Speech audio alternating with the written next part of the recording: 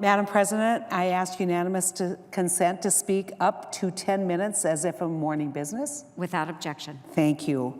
Madam President, today I rise to honor 37 tribal colleges and universities operating across 16 states on more than 85 campuses, 5 of which are located in North Dakota. Thank you to more than the 20 bipartisan senators, including Indian Affairs Committee Chairman Barrasso and Vice Chairman Tester, who joined me in introducing a Senate resolution designating this week as National Tribal College and Universities Week. This resolution received unanimous support in the Senate last week, as it should. It shows that Native American issues and support for education are part of this country's treaty and trust responsibilities, and it continues to be a bipartisan issue. While we too often hear about the hardships Native communities face due to the geographic isolation and insufficient access to resources, we should also highlight those who are doing great work to build future leaders and a future generation of leaders across Indian country. We see so much of that happening today at tribal colleges and universities. Tribal colleges act as unique community institutions that work to strengthen tribal nations and make lasting differences in the lives of American Indians and Alaskan Natives. The tribal community colleges, technical schools, and four-year institutions plant resilient seeds of hope by sustaining Native languages and building trusting and important tribal economies. Supporting tribal colleges and universities both upholds our trust responsibility and provides much needed resources for students.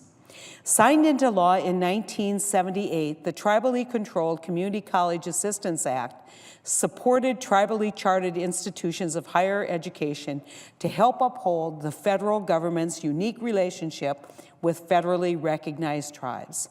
Today, TCUs like Turtle Mountain Community College and Sitting Bull in my state of North Dakota provide educational resources to Native students who otherwise surely would go without. But tribal colleges and universities don't simply educate Native students. The American Indian Higher Education Consortium, a national network of this country's TCUs, estimates that because of the school's often rural locations, more than 15% of the students attending these tribal colleges and universities are also non-Indian. Tribal colleges and universities offer students access to a well-rounded education from an accredited institution that provides knowledge and skills grounded in cultural traditions and values, including the all-important education in Indigenous languages. This enhances Native communities and enriches both tribes and the United States by preparing students to succeed in their academic pursuits, as well as enter a global competitive workforce. And the results have been telling. In the 2012-2013 school year, 75% of the graduates earning degrees with 22% earning certificates. But while this success is admirable, the tribal colleges and universities have been hindered by chronic underfunding. Although the federal government provides funding to some minority-serving institutions at levels equal to $30,000 per student, tribal colleges receive literally a third of that. And when we look at average numbers, around $6,700 per student.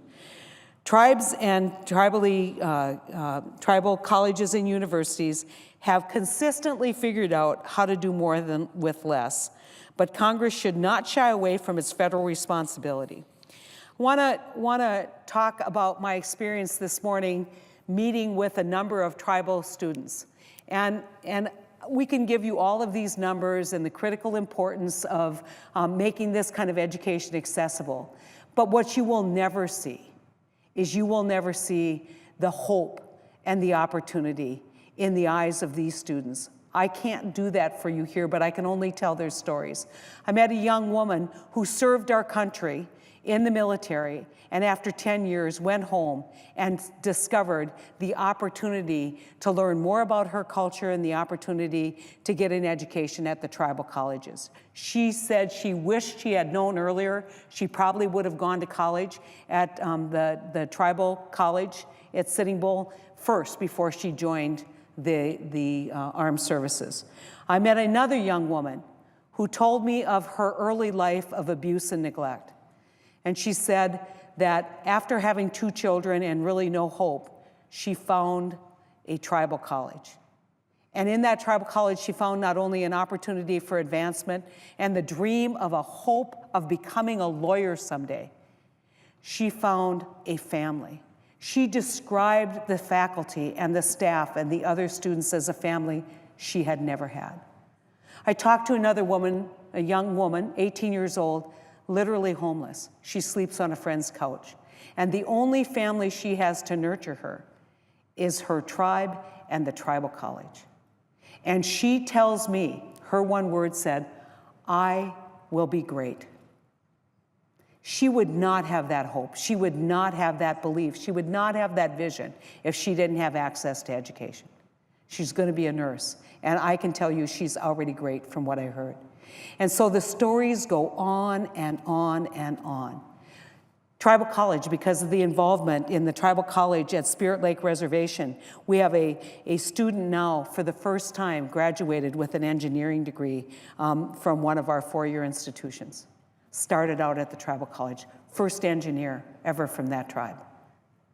These are messages of hope in a world that all too often is a world of despair, a world of neglect, a world of abuse, a world of challenges for young people.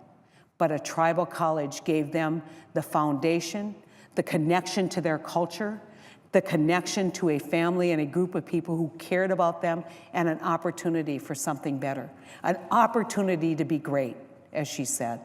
And so I am very, very proud of the work that we've done to support the tribal colleges. We need to do more. If we truly want to change the outcome and the paradigm for Indian people and for Indian children, we must invest in Indian education. And that goes all the way from our Head Start programs all the way up to our programs for higher education. I want to give one last story. This past summer, I attended the STEM education program for Native Americans at the University of North Dakota. And I met with a group of young people there who talked about the difficulty of transitioning from the reservation into a major university. Talked not so much about the challenges academically, but talked about the challenges of loneliness, the challenges of for the first time leaving what they knew, being the first generation in their families to actually attend a 4-year college. And one young man said that he was so homesick and so shocked by the change in culture that he wanted to go home. And I said, "Well, did you?" And he goes, "No, I called my mom to tell her that I wanted to go home, and she told me she'd knock me upside the head if I came back." A brave mother. So he said he did what his mother asked him to do, and he was graduating with a degree in I think geology or some applied science. But you know, that young man had a mother who kept him in that school. Many young people in Indian country today do not have that kind of inspiration. The great distrust of people have for the outside world gets embedded. And so these tribal colleges help prepare these students for the next step.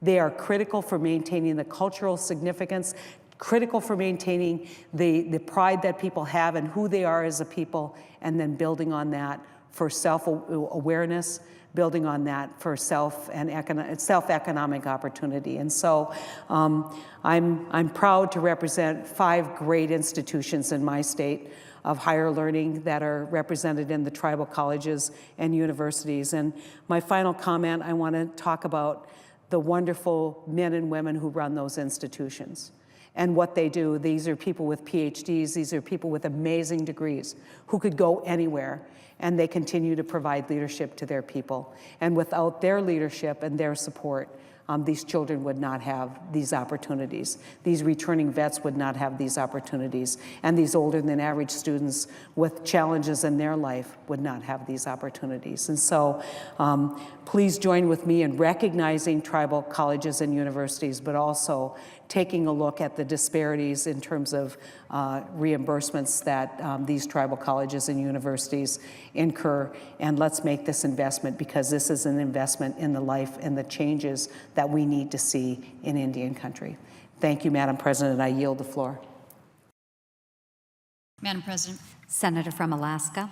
Madam President, I just want to comment on the statements that have been made by my colleague and friend from North Dakota, who has been an amazing leader, a very strong leader here in the United States Senate since she came, trying to shine a spotlight on the issues, particularly surrounding our Native American and Alaska Native children. We're working together on a commission that really does help to drill down to find those best supports that we possibly can for these children that in so many instances have been left behind. And as you speak about our tribal institutions, our tribal colleges, and that next step to launch our young people successfully, and recognizing that we have opportunities to grow and do better by our tribal colleges. I had an opportunity just yesterday to be visited by some students, as well as those within Illicksavik College, which is located in Barrow, Alaska, small facility, but had a chance to meet with two students, Olive and Jillian, Olive is from a very, very small village called Akasak, and she described what it was like as a young student who wants that education, but just the idea that one would go hundreds of miles away to the big city in Fairbanks or Anchorage to pursue an education was simply not possible, and how these students have been given opportunities in ways that perhaps they and their families never dreamed possible. So I stand with my colleague as we have stood shoulder to shoulder with so many of these issues that impact our native children, our young people, their futures and their opportunities, and recognizing that education can be that key to a better life and a better path forward. Madam President, would the senator from Alaska yield to a question? Certainly. Without Thank you. There is no better partner for me in this quest than the great senator for the state of Alaska.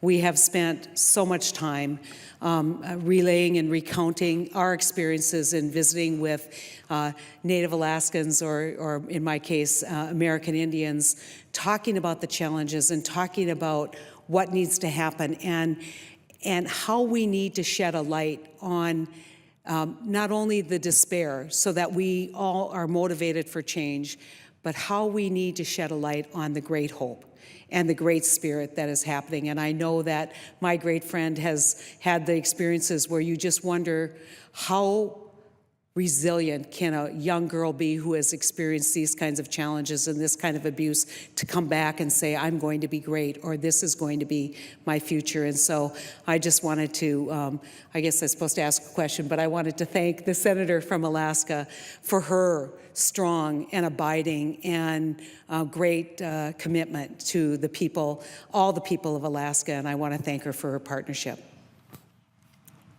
Madam President, I certainly appreciate and value the partnership and know that we have a great deal of work in front of us.